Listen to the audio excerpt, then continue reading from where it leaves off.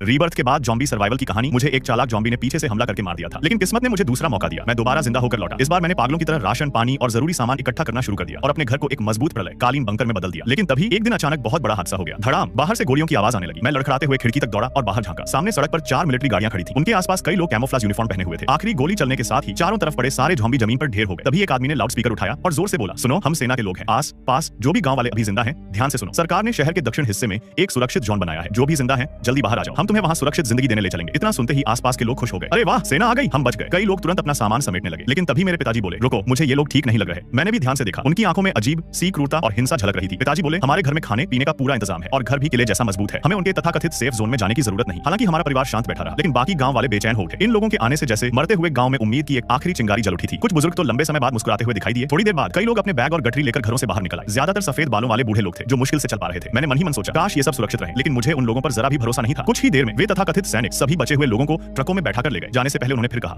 सुरक्षित जोन शहर के दक्षिण में है, जिसके पास गाड़ी है वो खुद वहां पहुंच जाए। फिर वे गाड़ियां लेकर चले गए। लेकिन मुझे कुछ अजीब लगा। मुझे याद आया, शहर के दक्षिण में तो एक पुराना छोड़ा हुआ अस्पताल है, वहां सुरक्षित जोन कैसे हो सकता है? मैंने कहा, कहीं ये लोग बचे हुए लोगों को वहां ले जाकर उन पर एक्सपेरिमेंट तो नहीं करेंगे? पिताजी भी सोच में पड़ गए। उन्होंने कहा, हो सकता है, और अगर सच में सेना का सुरक्षित जोन होता तो वो खुद गांव जाकर लोगों को क्यों ढूंढते? फिर उन्होंने कहा, छोड़ो, हमें बस अपना ध्यान रखना है। अगले कुछ दिनों में कई गांव वाले अपने परिवार के साथ घर छोड़कर चले गए। सब उसी तथाकथित सुरक्षित जोन की दिशा में जा रहे थे। लगता था अब वे लोग यहाँ और ज्यादा नहीं टिक सकते थे। लेकिन हमारा परिवार अभी भी घर छोड़ने के लिए तैयार नहीं था। सुरक्षित जोन में मिलने वाला राशन शायद हमारे पास मौजूद सामान से भी कम हो। पहले इस गांव में 10,000 से ज्यादा लोग रहते थे, लेकिन अब कुछ लोग भाग गए, कुछ जॉम्बी बन गए और कुछ मारे गए। अब शायद यहाँ बहुत कम लोग बचे थे। मैंने सोचा, अब इन सब बातों के बारे में सोचने से कोई फायदा नहीं। दोपहर में हम चारों ने जल्दी जल्दी खाना खाया। हमने मजाक में दर्जनों कप नूडल्स खा डाले। तभी बाहर खिड़की के पास से फिर कोई आवाज आई। मेरी छोटी बहन तुरंत खिड़की के पास गई। वह बोली, क्या हुआ, फिर से जॉम्बी आ गए क्या? फिर उसने अचानक कहा, अरे वो नकाब वाला आदमी फिर बाहर आ गया। मैं तुरंत खिड़की के पास पहुंचा। वह रहस्यमय नकाब वाला आदमी धीरे धीरे अपनी गाड़ी की तरफ जा रहा था। लेकिन तभी एक जॉम्बी अचानक पीछे से उस पर टूट पड़ा। वह आदमी घबरा गया और पास पड़ी लकड़ी उठाकर बचाव करने लगा। लेकिन जॉम्बी ने उसके हाथ पर काट लिया। लकड़ी भी हाथ से गिर गई। मेरी बहन घबराकर बोली, ओ नहीं, जॉम्बी ने उसे काट लिया, क्या हमें उसकी मदद करनी चाहिए? मैंने सिर हिलाया। अब कोई फायदा नहीं, वो संक्रमित हो चुका है, जल्दी ही जॉम्बी बन जाएगा। सच कहूं तो अफसोस हुआ। उस आदमी ने पहले ही बहुत सारा सामान अपने घर में जमा किया था, लेकिन लगता था आखिर में वो भी जॉम्बी का शिकार हो गया। लेकिन तभी मेरी बहन अचानक चिल्लाई, रुको, कुछ अजीब हो रहा है। हम दोनों ध्यान से देखने लगे। तभी हमें पता चला, उस आदमी ने अपने हाथ पर मोटी स्टील प्लेट टेप से बांध रखी थी। जॉम्बी उसके मांस तक पहुंच ही नहीं पाया। उल्टा उसके कई दांत टूट गए। लेकिन फिर भी जॉम्बी उससे चिपका हुआ था। नकाब वाला आदमी जमीन पर गिरी लकड़ी उठाने की कोशिश कर रहा था, लेकिन कई बार कोशिश करने के बाद भी वो उठा नहीं पा रहा था। लगता था उसकी ताकत खत्म हो रही थी। मैंने अपने परिवार के चेहरों की तरफ देखा। उनकी आंखों में दया थी। आखिर मैंने फैसला किया, एक बार उसकी मदद कर देता हूं। मैं तुरंत कमरे से अपना क्रॉसबो धनुष उठाकर लाया, खिड़की खोली, निशाना लगाया और तीर छोड़ दिया। स्वेश, एक ही बार में जॉम्बी सीधे जमीन पर गिर पड़ा। नकाब वाला आदमी बच गया। वह तुरंत वहां से भाग गया। मेरी बहन हैरान होकर बोली, भैया आप तो कमाल हो, एक ही शॉट में खत्म कर दिया। मैं मुस्कुराया और तो कुछ भी नहीं। फिर धीरे से कहा, बस उम्मीद है। वो आदमी हमारी इस मदद को कर रहा था। मैं आराम से अपनी सुरक्षित जिंदगी का मजा ले रहा था। तभी अचानक पिताजी घबराए हुए चेहरे के साथ दौड़ते हुए आए। बेटा, बड़ी मुसीबत हो गई। मैंने चौंक कर पूछा, क्या हुआ? पिताजी बोले, बाहर लगता है हमारे घर के ऊपर एक ड्रोन मंडरा रहा है। ये सुनते ही मेरा दिल जोर से धड़कने लगा। मैंने तुरंत एक बड़ी तलवार उठाई और सीधा छत की तरफ दौड़ पड़ा। छत के बीचों बीच सच में एक ड्रोन रखा हुआ था और उसके नीचे एक डिब्बा दबा हुआ था। मेरी छोटी बहन उसे देखने के लिए आगे बढ़ने लगी। मैंने तुरंत उसे रोक दिया। रुको, उसके अंदर बम भी हो सकता है। फिर मैंने परिवार से पूछा, कल रात जब तुम लोग सो रहे थे क्या किसी ने कोई आवाज सुनी थी? कहीं ऐसा तो नहीं कि कोई हमारे घर की छत पर चढ़ाया हो? माँ बोली, मैं तो गहरी नींद में थी, कुछ भी नहीं सुना। पिताजी ने पूछा, अब क्या करें? बहन बोली, क्यों ना इसे उठाकर नीचे फेंक दे? मैंने सिर हिलाया, नहीं, अगर इसमें कोई जरूरी चीज हुई तो। फिर मैंने कहा, पहले हमारे कुत्ते को जांच करने दो। मैंने पास बैठे अपने कुत्ते काला को इशारा किया। वह धीरे धीरे ड्रोन के पास गया और सूंघने लगा। कुछ सेकंड बाद ऐसा लगा जैसे उसे कोई खतरा महसूस नहीं हुआ। तभी हमारे पूरे परिवार ने राहत की सांस ली। मैंने ड्रोन को जमीन पर गिराया और सावधानी से पैकेट खोला। उसके अंदर एक कागज का नोट, एक वॉकी टॉकी और एक डिस्क रखी हुई थी। नोट में लिखा था, कल मैंने तुम्हारी बहादुरी देखी, मुझे बचाने के लिए धन्यवाद। मैं वही आदमी हूँ जो कल सामान ढूंढने बाहर गया था, लेकिन अभी तुम्हारी स्थिति बहुत खतरनाक है। तुम्हारे घर के आसपास एक रहस्यमय आदमी पिछले 2.5 दिनों से मंडरा रहा है। कृपया इस वॉकी टॉकी से मुझसे संपर्क करो, मैं तुम्हें सबूत दे सकता हूँ। और हाँ, डिस्क के अंदर कुछ स्टडी मटेरियल है ताकि तुम लोग खाली समय में बोर ना हो। ये पढ़ते ही मैं सोच में पड़ गया, क्या सच में कोई हमारे घर पर नजर रख रहा है? कहीं किसी को पता तो नहीं चल गया कि हमारे पास बहुत सारा राशन और सामान जमा है? ये संभावना सच में हो सकती थी। मैंने सोचा, लेकिन उस आदमी को हमारे घर के बारे में पता कैसे चला? मैं समझ नहीं पा रहा था। हमने तो घर की दीवारों और छत पर साउंड प्रूफ पैनल लगा रखे थे। सभी खिड़कियों पर प्राइवेसी फिल्म लगी हुई थी। हम चारों घर से कभी बाहर नहीं निकले। यहाँ तक कि गांव के व्हाट्सएप ग्रुप में भी हमने एक मैसेज तक नहीं भेजा। तब मेरे दिमाग में एक ही संभावना आई, शायद जब हमने पहले बड़ी मात्रा में सामान खरीदा था तब किसी ने हमें देख लिया होगा और वह आदमी शायद यहीं आस पास का कोई गांव वाला है। मेरी बहन ने पूछा, अब क्या करें? क्या हमें उस नकाब वाले आदमी पर भरोसा करना चाहिए या फिर ये सब उसी की बनाई कहानी है? मैं भी कंफ्यूज था। आखिर मैंने वॉकी टॉकी उठाया और कहा, तुम्हारा पैकेट हमें मिल गया है, लेकिन वो रहस्यमय आदमी कौन है? वॉकी टॉकी से उसकी आवाज आई, मैं पिछले 2 दिनों से उस पर नजर रख रहा हूँ। वो गांव के पश्चिमी हिस्से से आता है। अक्सर तुम्हारे घर के साइड वाले दूसरी मंजिल के बालकनी तक चढ़ जाता है, लेकिन हर बार अंदर घुस नहीं पाता और वापस चला जाता है। आज वो एक फावड़ा लेकर आया था। तुम्हारे घर की दीवार के पास मिट्टी खोदने लगा, लेकिन शायद उसे कुछ मिला। बोदी बोदी, फिर गुस्से में चला गया। मैं समझ गया, पिताजी ने पहले घर के चारों तरफ लैंडमाइन दबाकर रखी थी। शायद उसी को उसने खोदते वक्त देख लिया होगा। काश वो फट जाती। फिर उस आदमी ने कहा, कल रात मैंने उसे एक लोहे के हुक वाली रस्सी लाते देखा। वो कई बार कोशिश कर रहा था कि हुक तुम्हारी छत पर अटक जाए, लेकिन हर बार नाकाम रहा। सावधान रहना, वो आदमी बहुत ताकतवर है। अगर वो घर के अंदर घुस गया तो तुम चारों को मार सकता है। मैंने कहा, धन्यवाद,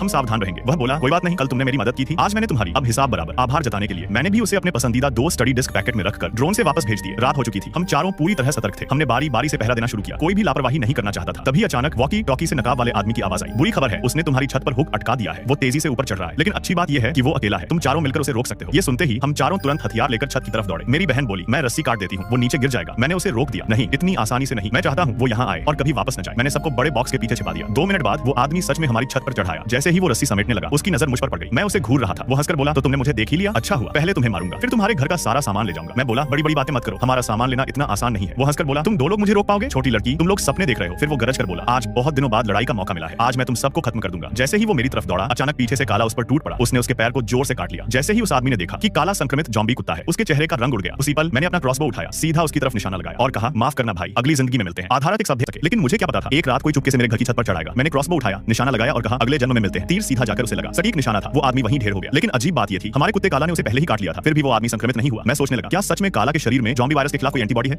या फिर ये वायरस सिर्फ इंसानों को संक्रमित करता है, जानवरों पर इसका कोई असर नहीं होता। जानवरों में बस उनके शरीर का रंग बदल जाता है। इसके बाद हमने उस आदमी की लाश उठाई और सीधे नीचे फेंक दी। ये बाकी लोगों के लिए एक साफ चेतावनी थी, जो भी हमारे घर में घुसने की कोशिश करेगा उसका यही अंजाम होगा। प्रलय के 20 दिन बाद गांव में जॉम्बियों की संख्या दिन प्रतिदिन बढ़ती जा रही थी। अब वे अकेले नहीं आते थे बल्कि झुंड बनाकर घूमते थे। आप बार होन के सान करने, बार होन के बार में, और सबसे डरावनी बात कुछ जॉम्बियों के हाथों में हथियार भी दिखाई देने लगे थे। तभी अचानक एक आर्मर्ड गाड़ी गांव में घुस आई। उसने रास्ते में आते कई जॉम्बियों को सीधे कुचल दिया। गाड़ी के ऊपर से किसी ने चिल्लाकर कहा ए सुनो, जो भी जिंदा है बाहर आ जाओ। थोड़ी ही देर में कुछ गांव वाले झाड़ियों के पीछे से निकल आए। हैरानी की बात थी इतना सूना दिखने वाला गांव अभी भी इतने लोगों को छिपाए बैठा था। वे सब उस गाड़ी के पास पहुंच गए। मैं छत से ये सब देख रहा था, लेकिन मुझे एक बात अजीब लगी, इस बार उन्हें गाड़ी में चढ़ने नहीं दिया जा रहा था। मैं भी सोच में पड़ गया। आप जमबन ने तभी अचानक उनमें से एक आदमी ने एक बचे हुए इंसान को जोर से लात मारकर गिरा दिया। फिर उसने बंदूक उसके सिर के पीछे तान दी। बाकी लोग डर के मारे इधर उधर भागने लगे। भीड़ में किसी ने गोली चला दी। एक जवान लड़का वहीं गिर पड़ा। तभी एक गुंडा चिल्लाया सबके सब वहीं खड़े रहो, अनोखी बात है जो भी हिलेगा heart central entrance of oval Andrea, उसका भी यही हाल होगा। ये देखकर बाकी लोग डर के मारे कांपने लगे। किसी ने हिम्मत करके पूछा तुम लोग तो सेना के हो ना, फिर हमारे साथ ऐसा क्यों कर रहे हो? जवाब में सिर्फ एक ठंडी गोली की आवाज आई। अब कोई भी बोलने की हिम्मत नहीं कर पाया। हम छत पर खड़े गुस्से से उबल रहे थे। मैंने दांत भींच कर कहा ये लोग तो खुद को बचाव दल कहते थे, फिर गांव वालों के साथ ऐसा क्यों कर रहे हैं? लेकिन हम कुछ नहीं कर सकते थे। उनके पास हथियार थे और संख्या में भी बहुत ज्यादा थे। अगर हम बाहर निकलते तो पक्का मारे जाते। तभी उनका सरदार बोला आप सरू के लिए और गद, सब लोग अपने बैग खोलो, जो भी खाने पीने का सामान है सब बाहर निकालो। अगर किसी ने कुछ छुपाया तो सीधे ऊपर भेज दूंगा। एक आदमी डरते हुए बोला भैया मैं 2.5 दिन से भूखा हूं, मेरे बैग में सिर्फ कपड़े हैं। सरदार ने ठंडी आवाज में कहा जिसके पास खाना नहीं उसका जिंदा रहना भी बेकार है। फिर उसने गोली चला दी। एक बूढ़ी औरत डर के मारे जमीन पर घुटनों के बल बैठ गई। वह रोते हुए बोली आ भगवान के लिए हमें छोड़ दो, मैं एक बेबस औरत हूं। लेकिन सरदार ने बस हाथ का इशारा किया। उसके आदमी समझ गए सबको मार देना है। बूढ़ी औरत सब समझ गई। वह रोते हुए बोली आ रुको, इस गांव में अभी भी कुछ लोग छिपे हुए हैं, उनके पास बहुत सारा सामान है, खाने पीने की कोई कमी नहीं। ये सुनते ही सरदार की आंखें चमक उठी। वह तुरंत उसके पास गया। हम चारों के दिल की धड़कन तेज हो गई। मैं घबरा कर बोला कहीं वो हमारे घर की तरफ इशारा तो नहीं करेगी? अगर इतने लोग एक साथ आ गए तो हमारा सारा सामान खत्म हो जाएगा। सरदार बोला अरे आंटी जी डरिए मत, हम बहुत अच्छे लोग हैं, बस बता दीजिए वो घर कौन सा है, वरना आपका हाल भी इन लोगों जैसा होगा। बूढ़ी औरत कांपते हुए कोई मानकर कोई में बहुत कांपते हुए अपना हाथ उठाती है और एक घर की तरफ इशारा करती है। वो दिशा हमारी नहीं थी। हमने राहत की सांस ली, लेकिन अगले ही पल दिल फिर से जोर से धड़कने लगा, क्योंकि उसने जिस घर की तरफ इशारा किया वो था नकाब वाले आदमी का घर। अब सोचने पर यह बात समझ आती है हमारा परिवार कभी घर से बाहर नहीं निकला, लेकिन नकाब वाला आदमी सबके सामने कई बार खीस उन्हें बहुत सारा सामान घर में लाता हुआ देखा गया था। ऐसे खतरनाक समय में जिसके पास सामान हो उसे लोग निशाना बनाए बिना नहीं छोड़ते। बूढ़ी औरत के बोलते ही एक आदमी ने उसे जमीन पर धक्का दे दिया। फिर गुंडे जोर से चिल्लाए भाइयों उस बिल्डिंग में एक मोटा शिकार छिपा है, 2 लोग यहीं गाड़ी के पास रुके समर्पण करने के लिए, बाकी सब मेरे साथ चलो। कुछ ही सेकंड में असली हथियार लेकर नकाब वाले आदमी की बिल्डिंग की तरफ दौड़ पड़े। उन्होंने दरवाजे का ताला 2-3 गोलियों में तोड़ दिया और अंदर घुस गए। मैं घबरा कर बोला अब तो बुरा हुआ, अगर उनका सामान लूट गया तो ठीक है, लेकिन अगर उन्होंने नकाब वाले को पकड़ लिया और उसने हमारा राज खोल दिया तो हम भी बर्बाद हो जाएंगे। मेरी बहन बोली तुमने तो उसकी जान बचाई थी, वो इतना एहसान फरामोश नहीं होगा। लेकिन बड़ी बात आ रहा है कि 8 सिलेंडर होने के पास में मैं कड़वी हंसी हंसते हुए बोला देश ये प्रलय का समय है, यहाँ तो अपने भी पीठ में छुरा घोंप देते हैं, वो तो फिर भी अजनबी है। फिर मैंने धीरे से कहा अगर उसने हमारा नाम बता दिया, इसके अलावा तान कर दिया। डाकू सीधे उसके घर पहुंचे और दरवाजा तोड़ने लगे। मैंने तुरंत वॉकी टॉकी उठाया। सुन रहे हो वो लोग तुम्हारे घर में घुस गए हैं, तुम ठीक हो? हम चारों परिवार वाले वॉकी टॉकी को घूरते रहे, लेकिन कोई जवाब नहीं आया। मैंने धीरे से कहा लगता है उन डाकुओं ने उसे मार दिया। तभी मेरी बहन बोली भैया देखो वो लोग नीचे आ रहे हैं। हमने देखा कुछ डाकू घर से बाहर निकले और ढेर सारा सामान उठाकर अपनी गाड़ी में रखने लगे, लेकिन मुझे कुछ अजीब लगा। मैंने ध्यान से देखा और कहा रुको, ये सामान उतना नहीं है जितना वो आदमी लाया करता था, मतलब साफ था उसने कहीं और सामान छिपा रखा था। तभी डाकुओं का सरदार उस बूढ़ी औरत से बोला अच्छा काम किया आंटी, लेकिन इतना सामान काफी नहीं है, और किसके घर में राशन है? बूढ़ी औरत रोते हुए बोली मुझे सच में नहीं पता, भगवान के लिए मुझे छोड़ दो। सरदार ठंडे स्वर में बोला जब काम खत्म तो जिंदा रहने का क्या फायदा? और फिर धड़ाम एक गोली चली। ये देखकर हमारा खून खौल उठा। अगर आपको भी ऐसे डाकुओं पर गुस्सा आता है तो वीडियो को अभी लाइक कर दो और बताओ अगर आप मेरी जगह होते तो क्या करते? मैंने सोचा था डाकू सामान लेकर चले जाएंगे, लेकिन नहीं, वो लोग वहीं रुक गए। यहाँ तक कि शाम होते होते उन्होंने सड़क पर ही खाना बनाना शुरू कर दिया। तभी अचानक वॉकी टॉकी से आवाज आई हेलो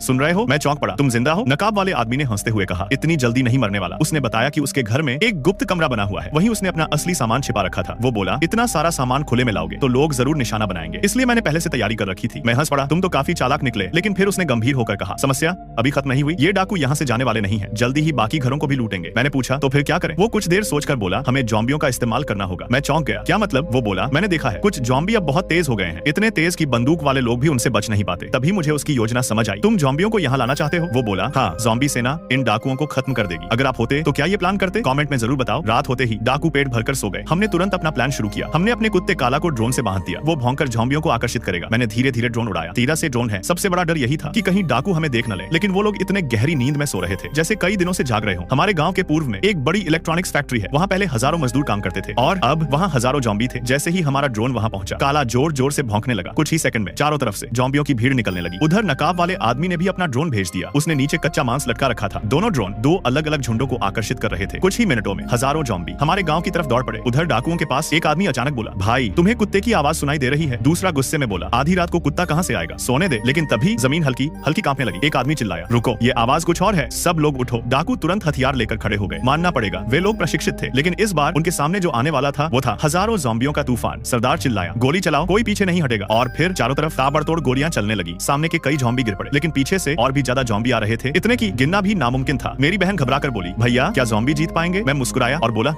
अभी तो असली खेल शुरू हुआ है। ज़ॉम्बियों की संख्या डाकुओं से सैकड़ों गुना ज्यादा थी। शुरू में डाकू उन्हें रोक रहे थे, लेकिन समय के साथ उनकी गोलियां कम होती जाएंगी और ज़ॉम्बियों की भीड़ बस बढ़ती ही जाएगी। अगर आपको कहानी मजेदार लग रही है तो वीडियो को लाइक जरूर करना। और एक सवाल, अगर आप होते तो क्या ज़ॉम्बियों का इस्तेमाल दुश्मनों के खिलाफ करते? हाँ या नहीं, कमेंट में जरूर लिखना। और ऐसी ही खतरनाक कहानियों के लिए चैनल को सब्सक्राइब करना मत भूलना। तो दोस्तों, क्या आपको लगता है कि हमें इस कहानी का पार्ट 3 भी लाना चाहिए? अगर आप जानना चाहते हो कि आगे क्या होगा, क्या वो रहस्यमयी दुश्मन वापस आएगा या फिर कोई और खतरनाक राज सामने आएगा, तो अभी कमेंट में जरूर लिखो पार्ट 3। और वीडियो पसंद आई हो तो लाइक जरूर करना और चैनल को सब्सक्राइब करना मत भूलना। आपके सपोर्ट से ही अगला पार्ट आएगा।